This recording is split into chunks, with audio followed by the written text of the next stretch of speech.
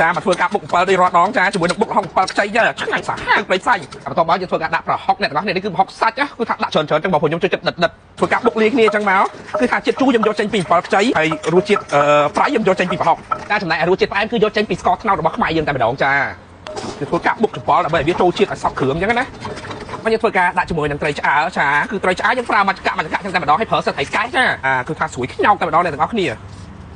តែនេះគ្រាន់តែច្បល់វាជាតិទៅបាច់បុកទៅខ្លាំងពេកកុំឲ្យវាបាច់សាច់ទុកវានៅដុំចឹងមិនញ៉ាំមកឆុកឆ្ងាញ់ធ្វើការដាក់ជាមួយនឹងតកួនរួមជាមួយនឹងល្ហុងយ៉ានេះគឺបុកល្ហុងបែបខ្មែរអញ្ចឹងបន្លែគឺមានតែប៉ុណ្្នឹងតែឆ្ងាញ់ដែរតំណងបងប្អូនដូចដែរអត់ទោះហើយឧដាក់ចានមកហើយចានយើងរៀបបន្លែរៀបអីដូចរត់ដងចឹងមកវាផ្ទាប់ជាមួយគ្នាទៅឆ្ងាញ់យ៉ា